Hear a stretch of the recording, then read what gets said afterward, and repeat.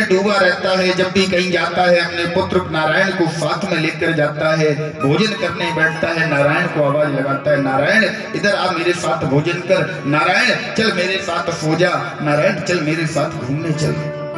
दिन रात केवल नारायण नारायण।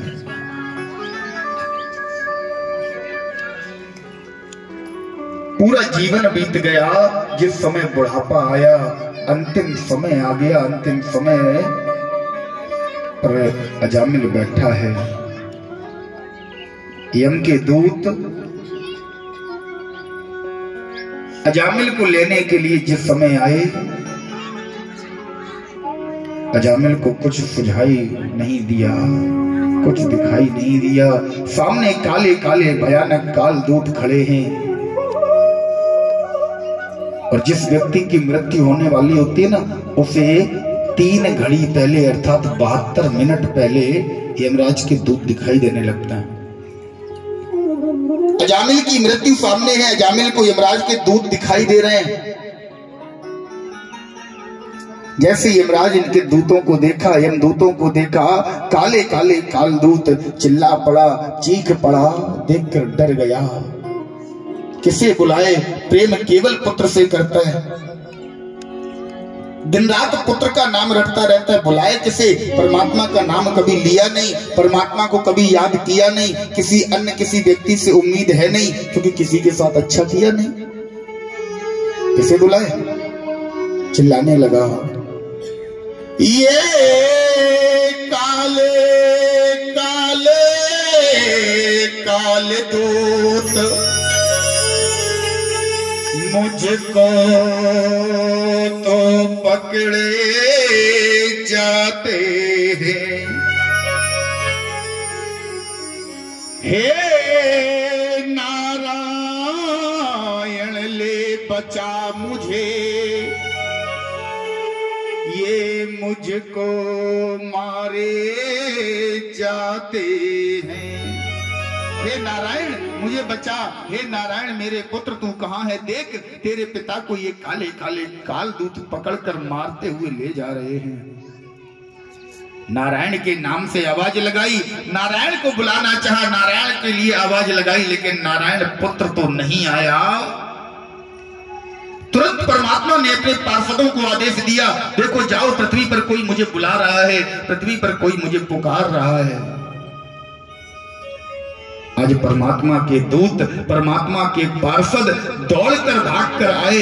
आज अजामिल को जिन यमदूतों ने बांध रखा था मृत्यु पास में, यमराज के दूतों को मार मार कर भगा दिया और अजामिल को अपने धाम लेकर गए। परीक्षित जी ने प्रश्न कर दिया, बोले गुरुदेव अजामिल ने तो कोई कार्य ऐसा नहीं किया था, क्या परमात्मा ने ये नहीं सोचा, हमारे नारायण ने, हमारे माधव ने ये नहीं सोचा कि अजामिल मुझे नहीं अपने पुत्र को बुला रहा है? बोले सोचा, हमारे माधव ने सोचा, विचार किया, ये अजामिल मुझे नहीं पुकार रहा है। बोले फिर? बोले अजामिल पुकार रहा है तो केवल अपने पुत्र को, लेकिन नाम क्या पुकार रहा है? नाम तो नारायण पुकार रहे हैं। और गोस्वामी बाबा ने भी लिखा है कि भाव को भाव अनख आलसहु, भाव को भाव अनख आलसहु,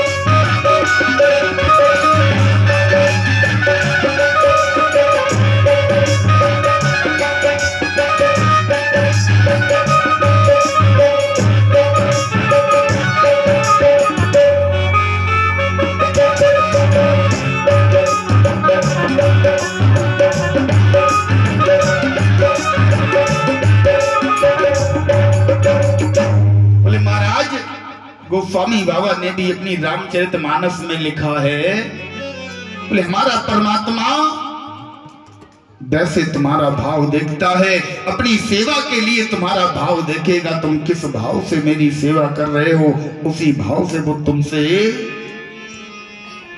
रिश्ता बनाने के लिए तैयार बैठा है, लेकिन नाम लेने में वो तुम्हारा भाव नहीं देखता। तुम भाव से जपो, कुभाव से जपो, किसी भी प्रकार उसका नाम जपो, केवल वो अपने नाम को देखता है कि नाम मेरा लिया। जाकर नाम मरत मुख आवा, अजहु मुक्त हो ये श्रुति गावा। यदि मरते समय, प्राण निकलते समय आपके मुख पर उसका नाम आ जाए तो निश्चित ही आपकी मुक्ति तय है। परीक्षित जी ने कहा, गुरुदेव इसका मतलब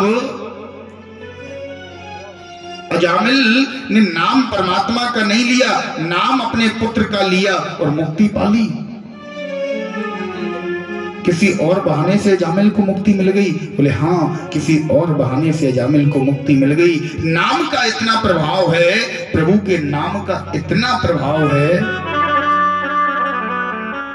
बोले महाराज एक बार नाम लेने से मुक्ति नहीं मिली, ये नाम देकर कौन गया था? अजामिल की पत्नी को कौन बताकर गया था कि अपने पुत्र का नाम नारायण रख लेना? बोले संत बताकर गए थे। अजामिल ने एक बार नाम लिया, अजामिल ने परमात्मा को नाम क्यों नहीं लिया? बस नाम परमात्मा का है और असल में रिश्ता किससे जुड़ा है? पुत्र से। इसमें अजामिल की मुक्ति मुख से नाम निकलने के कारण नहीं हुई। बोले महाराज संतों का बताया हुआ था। मैं हमेशा कहता हूं, रामचरितमानस अगर आपके घर में रखी है, रामचरितमानस को पढ़ो अथवा ना पढ़ो, रामचरितमानस को मानो अथवा ना मानो, लेकिन रामचरितमानस की मानो। संतों का सम्मान करो ना करो, लेकिन संत जो नियम बताकर जाते हैं उन नियमों को, उन बातों को आप मान लेना, आपका उद्धार हो जाएगा। नाम का इतना बड़ा प्रभाव है, इतना बड़ा प्रभाव है। अजामिल जैसे पापी व्यक्ति का केवल नाम से उद्धार हो गया। एक बड़ा सुंदर प्रसंग आता है। एक व्यक्ति जिसने अपने जीवन में कभी राम का नाम नहीं लिया, कभी एक भी बार राम का नाम नहीं लिया। घर पर एक बार पत्नी ने किसी संत का निमंत्रण कर दिया, संत भगवान आए। संत भगवान जिस समय घर पर आए, उस सामने बैठा था, उसने ना तो संत भगवान का अभिवादन किया, ना संत भगवान से राम राम किया। क्यों? क्योंकि राम के नाम से उसे नफरत थी।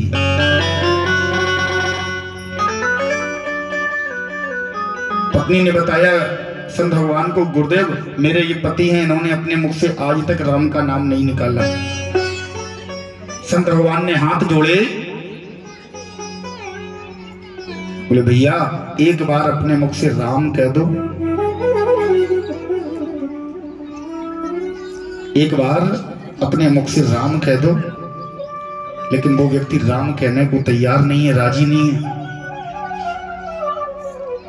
महाराज संत ने बहुत दबाव बनाया, बहुत बार कहा, यहां तक कि संत उसका उद्धार कराने के लिए उसके चरणों में बैठ गए। बोले भैया एक बार राम कह दो। वो व्यक्ति बोला, संत भगवान आप चाहे मेरे चरण पकड़कर बैठ जाओ, लेकिन मैं अपने मुख से राम नहीं कहूंगा। संत भगवान ने कहा ठीक है, बस हो गया, कहूं। इसने कहा मैं अपने मुख से राम नहीं कहूंगा। संत भगवान ने कहा निकल गया एक बार राम इसके मुख से। जिस समय उस व्यक्ति की मृत्यु हुई, यमराज के पास, यमराज के सामने वो व्यक्ति पेश किया गया। यमराज ने चित्रगुप्त से पूछा, देखो इस व्यक्ति का खाता खोलकर इसकी बही खोलो, इसने क्या पुण्य किया, क्या पाप किया? चित्रगुप्त ने बताया, बोले महाराज इसने पूरा जीवन पाप किया, केवल एक छोटा सा इसका पुण्य है। बोले क्या है? बोले एक बार एक संत के कहने से इसने अपने जीवन में एक बार राम का नाम लिया। यमराज ने पूछा ये बताओ तुम क्या पाना पहले चाहोगे, पहले पुण्य का फल चाहिए पाप का? इसने मन में विचार किया जीवन भर जब पाप ही किया है तो पाप में तो पड़ना ही है, पहले जो पुण्य का छोटा मोटा जो भी फल हो वो पहले मिल जाए। ये बोला ऐसा करो पहले पुण्य का फल दे दो। यमराज ने कहा क्या चाहिए बताओ? बोले क्या चाहिए का क्या मतलब, जो मिलता हो वो दे दो। यमराज ने कहा ऐसे नहीं मिलता, तुम्हें बताना पड़ेगा क्या चाहिए। बोले नहीं हमें ऐसे नहीं चाहिए, जो एक बार राम नाम लेने का फल मिलता हो वो फल दे दो। यमराज ने चित्रगुप्त से कहा देखो अपनी बही में एक बार राम नाम लेने का फल क्या है। चित्रगुप्त ने पूरी बही खंगाली, पूरी बही खोल डाली, शुरू से अंत तक एक बार राम नाम लेने का फल ही नहीं पता। यमराज से बोले महाराज फल तो इसमें लिखा नहीं है। बोले फिर? बोले एक काम करो भोले बाबा से पूछो। भोले बाबा दिन रात राम राम जपते रहते हैं, दिन रात राम नाम राम जपते रहते हैं, हृदय में राम जी को बसाए हुए हैं। बोले भोले बाबा से पूछो एक बार राम नाम लेने का फल क्या है। बोले पूछने क्या जाए, एक काम करो इसी को लेकर चलो साथ में, वहीं पूछ लेंगे वहीं फल दे देंगे इसे। इस व्यक्ति से कहा ये व्यक्ति थोड़ा हठी था, खिसकी हुई खोपड़ी का। बोले नहीं हम कहीं नहीं जाएंगे, हमें फल यही दो, यही हिसाब होना, यही फल लग कर दो। यमराज ने मनाया, बोले भैया केवल भोले बाबा के पास तक चलो, कैलाश पर्वत पास में ही है, वहां पूछ के तुरंत फल दे देंगे तुम्हें। यमराज के कहने से भोले बाबा के पास आया, भोले बाबा से पूछा कि बाबा ये बताओ एक बार राम नाम लेने का फल क्या होता है। बाबा ने कहा भैया ये तो हमें भी नहीं पता। यमराज ने कहा बाबा आप तो दिन रात राम राम राम रटते रहते हो, आपको नहीं पता? बोले नहीं एक बार राम नाम लेने का फल हमें नहीं पता। बोले क्या करें, कौन बता सकता है? बोले ब्रह्मा जी बता देंगे। ये व्यक्ति बोला देखो यमराज हम तुम्हारे कहने से भोले बाबा के पास तक तो आ गए, लेकिन अब आगे हमसे नहीं चला जाएगा, हम तो बिल्कुल भी हम एक पग आगे नहीं बढ़ाएंगे। तुम्हें जो भी फल देना हो यही दो, अन्यथा मना कर दो, हमारे पाप कर्मों का फल दो, हम भोगने को तैयार हैं। भोले बाबा ने कहा भैया एक काम करो, यमराज के कहने से यहां तक आए, मेरे कहने से ब्रह्मा जी के पास चलो। भोले बाबा की बात मान ली, ब्रह्मा जी के पास आया, ब्रह्मा जी से पूछा गया। बोले एक बार राम नाम लेने का फल क्या है। ब्रह्मा जी बोले भैया ये तो हमें भी नहीं पता, एक बार राम नाम लेने का फल क्या ही हमें भी नहीं पता। अब ब्रह्मा जी को भी नहीं पता। बोले अब कहां जाएं, अब कहां ले चलोगे? वो व्यक्ति बोला देखो लास्ट बार हम यहां तक आ गए, अब हम कहीं नहीं जाएंगे। भोले बाबा ने कहा एक काम करो इसके लिए एक पालकी मंगाओ, एक पालकी मंगाओ और पालकी में इस व्यक्ति को बिठाओ। बोले उठाएगा कौन? बोले आगे लगेंगे भोले बाबा और ब्रह्मा जी, पीछे लगेंगे चित्रगुप्त और यमराज। पालकी मंगाई गई, पालकी में उस व्यक्ति को बिठाया, आगे भोले बाबा लगे, ब्रह्मा जी लगे, पीछे चित्रगुप्त और यमराज उस पालकी को उठाकर जा रहे हैं। बोले कहां चलोगे? बोले राम जी से ही पूछने चलो कि तुम्हारे एक बार नाम लेने का फल क्या मिलता है। जा रहे हैं अयोध्या की तरफ, पालकी को उठा के हनुमान जी ने देखा, बोले कोई भक्त आ रहा है, दौड़कर गए राम जी के पास। बोले राम जी कोई भक्त आ रहा है, बहुत बड़ा भक्त लग रहा है, मुझसे ही बड़ा है। राम जी ने कहा तुम्हें कैसे पता तुमसे बड़ा भक्त है? बोले महाराज आज तक ब्रह्मा और शंकर की तो छोड़ो, यमराज ने किसी की पालकी नहीं उठाई। ऐसा कोई भक्त आ रहा है, पालकी में बैठा हुआ है ब्रह्मा जी और भोले बाबा जिसकी पालकी उठाए हैं, यमराज और चित्रगुप्त जिसकी पालकी पीछे साधे हुए हैं, पीछे से पकड़े। तो इसका मतलब क्या है, कोई बहुत बड़ा भक्त है। राम जी ने कहा हम जानते हैं जितना बड़ा भक्त है। पालकी लेके जैसे ही राम जी के सामने पहुंचे, पालकी को नीचे रखा, ये बाहर निकला। राम जी ने कहा ब्रह्मा जी से क्यों बाबा तुम इस व्यक्ति की पालकी उठाकर ला रहे हो, इतना बड़ा ये धर्मात्मा है? बोले महाराज धर्मात्मा नहीं है, इसने ऐसी बात में फंसा लिया। बोले कौन सी बात? बोले इसने अपने पूरे जीवन में एक बार राम का नाम लिया है और ये जानना चाहता है कि राम का नाम एक बार लेने का फल क्या मिलता है। राम जी ने उसकी तरफ देखा, वो व्यक्ति हाथ जोड़कर बोला, बोले राम जी जो भी फल मिलता हो तुरंत बताओ, अब हमसे इंतजार नहीं हो रहा। राम जी ने कहा, मूर्ख, तेरी पालकी भोले बाबा और शंकर ब्रह्मा जी जैसे व्यक्तियों ने उठाई। तूने एक बार राम का नाम लिया, उस एक बार राम नाम लेने के प्रभाव से तू मेरे सामने खड़ा है, मेरे लोक में खड़ा है, और तुझे क्या फल चाहिए? इससे बड़ा और क्या फल मिलेगा तुझे एक बार राम नाम लेने का? बोले महाराज एक बार राम नाम लेने का फल कुछ भी हो सकता है, लेकिन उसमें संकल्प जुड़ा होना चाहिए किसी संत का, किसी सिद्ध पुरुष का। इस व्यक्ति ने एक बार राम नाम लिया तो, लेकिन संकल्प किसका जुड़ा है? बोले संत भगवान कहकर गए थे एक बार राम ले लो। तुलसीदास बाबा कहते हैं कि तुलसी मेरे राम को रीझ भजो चाहे खींचो, खेत पड़े सो जानी है, उल्टा सीधा बीज। मेरे राम जी का नाम चाहे तुम प्रसन्नता से लो, चाहे दुखी मन से लो, चाहे क्रोध में लो, चाहे किसी भी कष्ट में मेरे राम जी का नाम लो, लेकिन उस नाम का फल तुम्हें।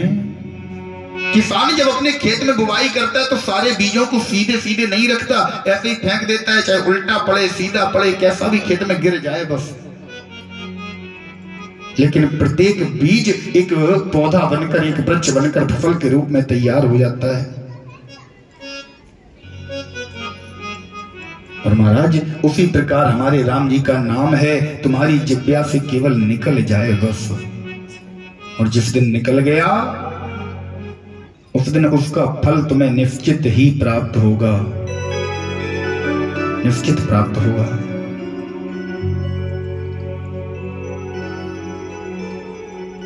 महाराज आगे श्री परीक्षित जी से कहते हैं, श्री सुखदेव जी महाराज, राजन मनु और शत्रुपा मैया के दो पुत्र प्रियव्रत और उत्तानपाद, इनके जो बड़े पुत्र हैं प्रियव्रत, इनकी पावन वंश परंपरा में बोले महाराज दो व्यक्ति हुए, दो भाई हैं, एक का नाम है हिरण्याक्ष और एक का नाम हिरण्याकश्यप।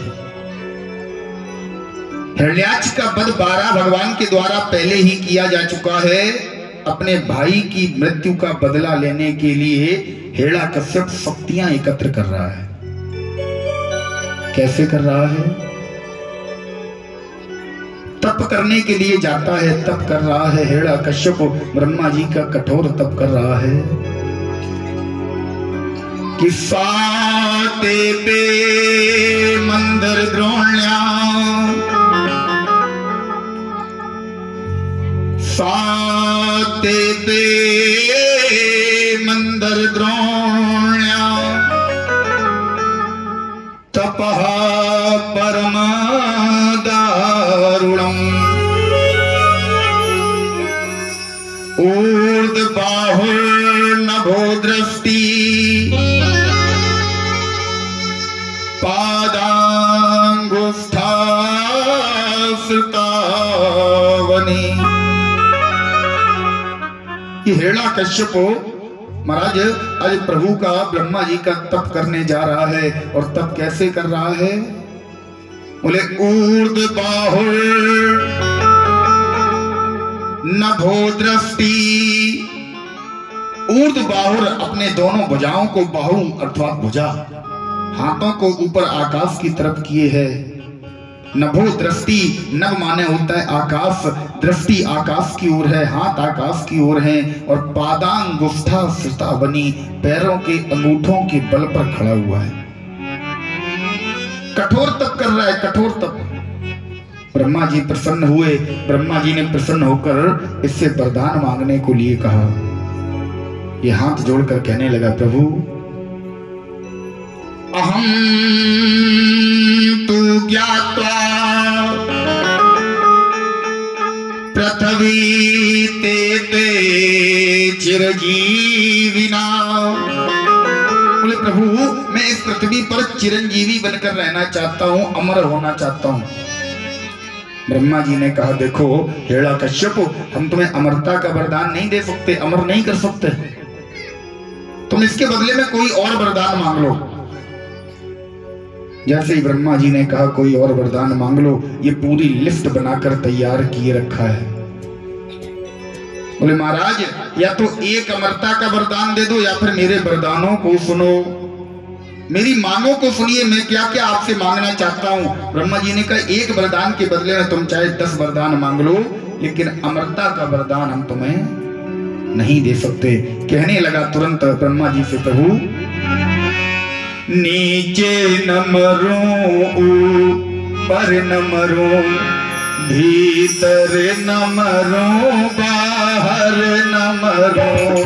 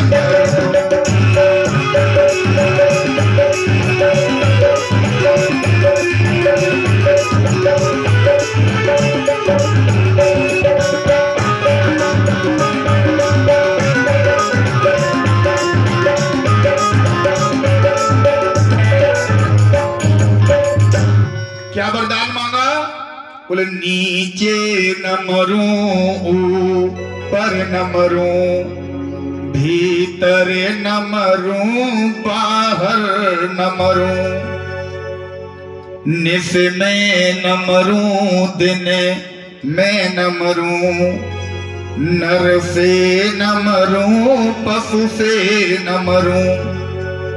बोले महाराज ना तो मैं नर से मरूं, कोई नर के द्वारा कोई मनुष्य के द्वारा मेरी मृत्यु ना हो सके, कोई पशु मुझे ना मार सके, दिन का कोई भी समय ऐसा ना हो जिस समय मेरी मृत्यु हो, कोई रात्रि आज तक ऐसी ना आए जिसमें मेरी मृत्यु हो सके। न तो घर के अंदर मेरी मृत्यु हो न घर के बाहर। सारे वरदानों को मांग लिया। बोले महाराज इसने एक भी तत्व, एक भी पॉइंट ऐसा नहीं छोड़ा जहां पर इसकी मृत्यु। विश्वकर्मा के बनाए हुए किसी भी हथियार से मेरी मृत्यु ना हो, आज तक कोई ऐसा शस्त्र ना बना हो जिससे मेरी मृत्यु हो सके। जिस व्यक्ति से, जिस वस्तु से मेरी मृत्यु हो, ना तो वो सजीव हो ना निर्जीव हो। सारे प्रकार के इसने वरदान मांग लिए और वरदान मांगकर तुरंत अपने राज्य में आया। ब्रह्मा जी ने इसे वरदान दिया, वरदान मांगकर अपने राज्य में आया। राज्य में आकर एक ऐलान कर दिया इसने तुरंत। इसके हृदय में विरोध की भावना है श्री हरि नारायण विष्णु से। इसने आकर अपने राज्य में आते ही तुरंत ऐलान कर दिया। क्या ऐलान किया? कि मैं राजा हूं, मैं ईश्वर हूं, ऐसा तुमको कहना होगा। क्या कहना होगा? मैं राजा हूं, मैं ईश्वर हूं, ऐसा तुमको कहना होगा। जो मेरी बात न मानोगे तो जेलों में पड़ना होगा। जो मेरी बात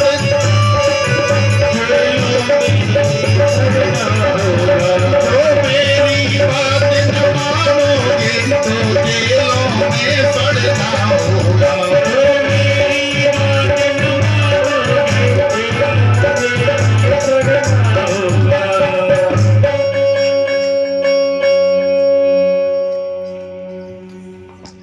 क्या कह दिया? क्या ऐलान कर दिया?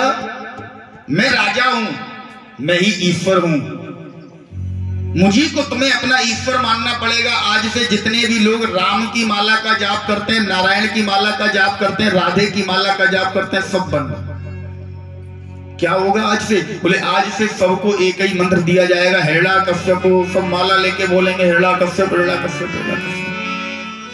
सब आज से माला से एक ही जाप करेंगे। कीर्तन होगा तो हिरण्या कश्यप का, भजन होगा तो हिरण्या कश्यप का, मंदिर बनेंगे तो हिरण्या कश्यप के। अपने एक स्पेशल इसने एक अपनी सिक्योरिटी तैयार की। उस सिक्योरिटी का, उस फोर्स का केवल एक ही काम है सैनिकों का, पूरे नगर में भ्रमण करो, पूरे राज्य में भ्रमण करो। अगर कहीं पर कोई सज्जन व्यक्ति कि हाथ में माला फिरी तो हथकड़ी तैयार थी, कीर्तन करने के बदले कंठ पर तलवार थी। ऐसा भयानक समय आ गया, ऐसा विचित्र समय आ गया। हरि भजन गाने के बदले जेल की दीवार थी, और हाथ में माला फिरी तो हथकड़ी तैयार थी। बोले महाराज ऐसा विचित्र समय आ गया, कोई अपने मुख से राम का नाम नहीं ले सकता। अगर कोई कीर्तन करता हुआ मिल जाए तो तुरंत इसके सैनिक तलवार से उसका सर उड़ा दें। अगर कोई राम नाम लेते हुए मिल जाए तो तुरंत वहीं मार दिया जाए। कोई अगर मंदिर में जा रहा है तो मंदिरों को तोड़ा जाने लगा। ऐसा विचित्र समय आ गया। लिखते हैं श्री राधे श्याम जी महाराज, जिस समय पाकशालाओं में नरमांस पकाए जाते थे, जिस समय पाकशालाओं में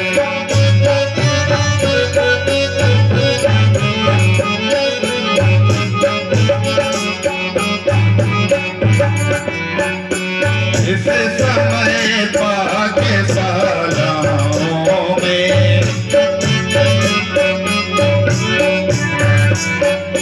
नरमांस पकाए जाते थे,